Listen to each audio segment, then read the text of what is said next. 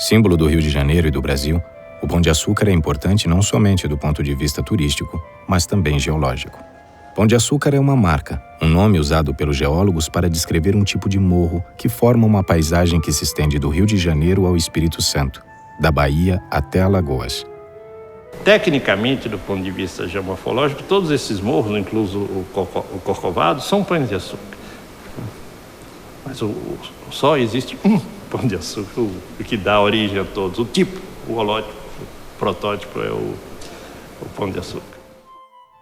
Os pães de açúcar são morros de escarpas bem marcadas, cumes arredondados e pouca vegetação, que se destacam na paisagem como se fossem uma ilha. Geralmente a rocha que prevalece é um gneiss, um granito que se formou do resfriamento do magma, a cerca de 25 quilômetros de profundidade. A origem do Pão de Açúcar remonta a 560 milhões de anos atrás, quando essa massa de granito intrudiu, veio com uma forma de magma, e atravessou as rochas que estavam acima delas, e começa a esfriar e se solidificar.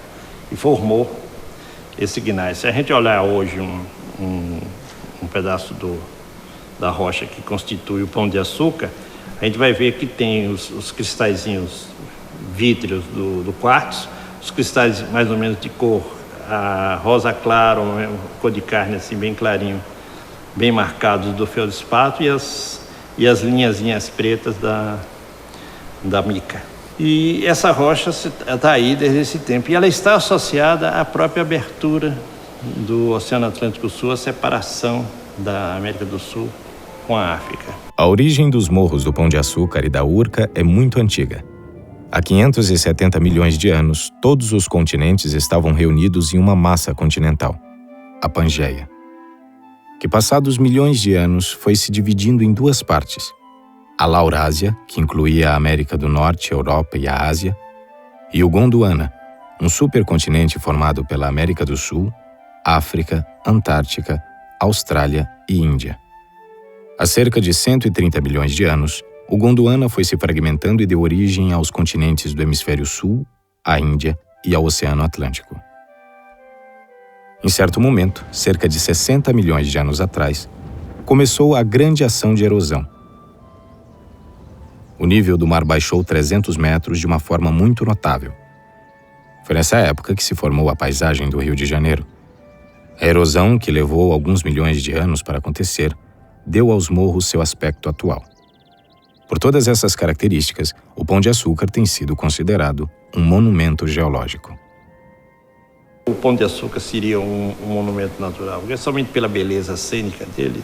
Isso é um item que conta naturalmente, mas o aspecto cultural também conta. O fato de ter um bondinho que serve de coisa também conta, mas ele é principalmente porque ele marca.